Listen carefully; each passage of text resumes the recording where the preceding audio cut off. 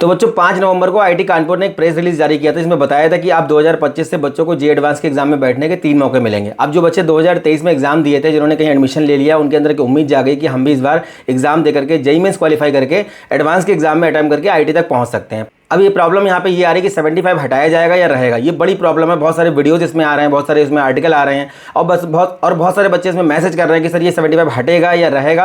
अब यहाँ पे कन्फ्यूजन ये आ रहा है कि जेईई एडवांस के एग्जाम में बैठने के लिए, जेईई मेंस के एग्जाम में बैठने के लिए 75 का क्राइटेरिया ऐसा कंपलसरी है ही नहीं। जेईई मेंस के एग्जाम में पार्टिसिपेट करने के लिए कहीं भी नहीं लिखा है कि आपका 75 12th में होना चाहिए। जेईई मेंस के एग्जाम को देने के बाद जब आपको काउंसलिंग करते हैं, जब आप जोसा काउंसलिंग होती है, तो जोसा काउंसलिंग में जो कॉलेज पार्टिसिपेट करते हैं, आईआईटी, एनआईटी, ट्रिपल आईटी, उन कॉलेजेस को ऑप्ट करने के लिए, उन कॉलेजेस को उन कॉलेजेस में एडमिशन लेने के लिए आपका जरूरी होता है 75 बोर्ड में दिखाना। आपके जनरल के बच्चों के लिए, ईडब्ल्यूएस के बच्चों के लिए, ओबीसी के बच्चों के लिए, या फिर जो एससी एसटी के बच्चे हैं, फिजिकल हैंडीकैप्ड है, उनका 65%, या फिर आपका बोर्ड में टॉप 20 परसेंटाइल होना चाहिए। तो ये क्राइटेरिया एडमिशन के लिए है, एग्जाम में अटेम्प्ट करने के लिए नहीं है। अब यहाँ पे बात ये आती है कि 5 नवंबर को जिन्होंने प्रेस रिलीज जारी किया तो उसमें साफ साफ लिख दिया है कि आप बच्चे 3 अटेम्प्ट दे पाएंगे, पर 75 पे कोई बात नहीं की। इसमें बच्चे परेशान हो रहे हैं, पेरेंट्स परेशान हो रहे हैं कि अगर हम ड्रॉप करते भी हैं या 2023 का कोई बच्चा है जो एग्जाम देना चाह रहा है, किसी कॉलेज में उसने एडमिशन ले लिया है, वो कॉलेज अगर छोड़ना चाहता है या पार्शियल ड्रॉप लेना चाहता है, तीसरे अटेम्प्ट में जेईई एडवांस का पेपर देना चाह रहा है, तो वो क्या करेगा। अब नवंबर के लास्ट वीक में जो आपका इन्फॉर्मेशन ब्राउज़र जारी होगा इसका जेईई एडवांस का, तो उसमें 75 हटाया जाएगा या नहीं हटाया जाएगा, इस पर अभी कोई बात नहीं कर सकते। लेकिन इसके पीछे कारण क्या है, क्यों नहीं हट सकता है, अगर हटेगा तो क्या प्रॉब्लम इसमें आएंगी, क्या इसमें कारण देखने को मिलेंगे,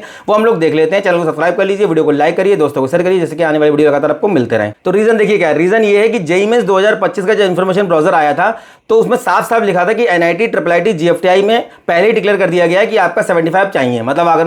मतलब अगर आपने जेईई मेंस का पेपर दिया, अगर आपका 75 है तो आप जोसा काउंसलिंग में पार्टिसिपेट करके एक पर्टिकुलर रैंक अगर आपका अच्छा आ रहा है तो आप इन कॉलेजेस में जा सकते हैं 75 दिखा के 12th में। अगर आपका 75 बोर्ड में नहीं है या फिर रैंक आपका अच्छा नहीं आ रहा, तो आपके बहुत सारी ऐसी काउंसलिंग है, बहुत सारे ऐसे कॉलेज हैं जहां पे आप अपनी जेईई मेंस की रैंक से एडमिशन ले सकते हैं। ये तो हो गया आपका जेईई मेंस का। अब बात ये आती है कि जोसा काउंसलिंग जब होती है, जोसा काउंसलिंग में कंबाइंड आपके कॉलेज पार्टिसिपेट करते हैं, उसमें आईआईटी भी है, एनआईटी भी है, ट्रिपल आईटी भी है। जब कोई बच्चा मेंस क्वालिफाई करके एडवांस का एग्जाम देता है, 2.5 लाख बच्चों में अपनी पोजीशन बनाता है, और जब कोई बच्चा एडवांस मेंस दोनों की रैंक से काउंसलिंग करेगा, मतलब कोई बच्चा अगर एडवांस भी क्वालिफाई है, मेंस भी क्वालिफाई है, अच्छा रैंक उसके पास है, जब वो जोसा काउंसलिंग में पार्टिसिपेट करेगा तो उसको NIT, triple IT, IIT, GFTI सारे कॉलेज शो करेगा।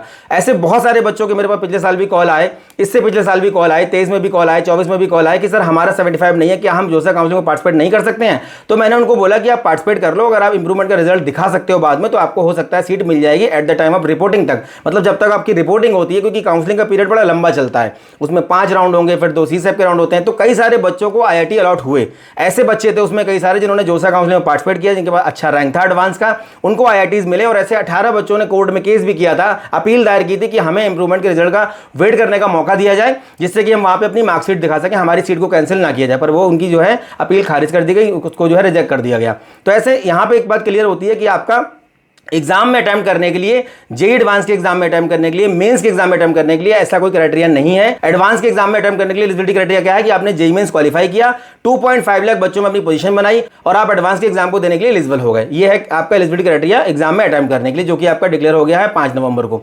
अब आपका बात आती है कि हमें आईआईटी में जाने के लिए 75 दिखाना होता है। अब प्रॉब्लम यह है कि जोसा काउंसलिंग में चारों कॉलेज पार्टिसिपेट करते हैं एक साथ, 121 कॉलेज के ऑप्शन यहाँ पे आपके आते हैं। अब अगर जेईई मेंस ने पहले डिक्लेयर कर दिया है कि भाई हम एनआईटी, ट्रिपल आईटी, जीएफटीआई के लिए 75 मांग रहे हैं और कैटेगरी वाले बच्चों को 65% दिखाना होगा या फिर टॉप 20 परसेंटाइल में आपका होना चाहिए। अब बात यहां पे ये आती है कि अगर बाई चांस मान लीजिए जेईई एडवांस का ब्राउज़र आता है 2025 का, और उसमें अगर ये लिख दिया गया कि 75 क्राइटेरिया हम हटा रहे हैं, आईआईटी में इस बार 75 हम नहीं मांग रहे हैं, जितने बच्चे एडवांस क्वालिफाई करेंगे आईआईटी में जाने के लिए 75 उनको जरूरी नहीं है। अगर ऐसा हो जाता है, 75 क्राइटेरिया अगर हटा दिया जाता है, तो क्या होगा, प्रॉब्लम कहां पे आएगी। जोसा काउंसलिंग में पार्टिसिपेट कर जब आप जोसा काउंसलिंग में पार्टिसिपेट करेंगे, जोसा काउंसलिंग जब कंडक्ट होगा इस बार आपका, तो उसमें IIT, NIT, triple IT, GFTI 4 college participate करते हैं।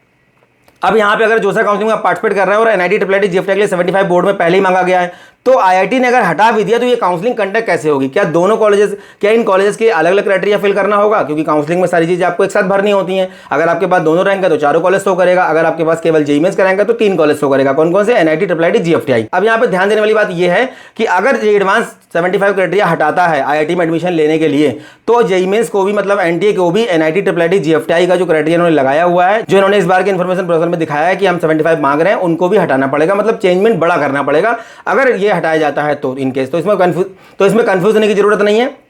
अगर 75 हट जाता है बहुत अच्छी बात है। जो बच्चे 23 में जो है 12th किए हुए थे, कहीं एडमिशन ले लिए या नहीं भी लिए हैं, डबल ड्रॉपर हैं, उनके लिए खुशखबरी है कि भाई आप जे एडवांस का पेपर दे सकते हो। 75 का थोड़ा सा आप वेट कर लीजिए, अगर हट जाता है तो बहुत अच्छी बात है। हटेगा तो सब में हटेगा, हटेगा तो एनआईटी का भी हटेगा, ट्रिपल आईटी का भी हटेगा, जीएफटी का भी हटेगा, और नहीं तो फिर सब में लागू रहेगा। जोसा काउंसलिंग में जैसे एज इट इज चलता आ रहा है 75 आपको दिखाना पड़ेगा at the time of reporting. जैसा मैंने आपको बताया बहुत सारे बच्चों को कॉलेजेस मिलते हैं, एनआईटी मिलते हैं, ट्रिपल आईटी मिलते हैं, जीएफटी मिलते हैं, पर वो रिपोर्टिंग के टाइम पर जब कॉलेज में रिपोर्ट करने जाते हैं 75 की अपनी मार्कशीट नहीं सबमिट कर पाए, इसलिए उनकी सीट को कैंसिल कर दिया गया। लेकिन उसके बावजूद उनके पास बहुत सारे ऐसे ऑप्शंस रहते हैं। जैसे मैं एग्जांपल बताता हूं, एक बच्चा इस बार आया हमारे पास लखीमपुर से, उसका अब 75 नहीं था बोर्ड में, उसका रैंक लगभग मुझे लगता है 21,000 के आसपास था। 21,000 रैंक पे उसने जो है डीटीओ में एडमिशन ले लिया और उसका 75 नहीं था, इसलिए वो एनआईटी नहीं जा पाया। ऐसे बहुत सारे आपके पास ऑप्शन है जो कि आईआईटी के, एनआईटी के, ट्रिपल आईटी के सब्स्टिट्यूट हैं, अपने आप में बहुत अच्छे कॉलेज हैं। आने वाले समय में कौन कौन से कॉलेजेस में 75 नहीं मांगा जा रहा है, क्या बेस्ट ऑप्शन हो सकते हैं आपके लिए, आपकी अगर बेटर रैंक आती है या रैंक अगर लो हो जाता है तो क्या बेटर ऑप्शन होंगे, लगातार वीडियो के माध्यम से आपको मैं इन्फॉर्म कर रहा हूँ,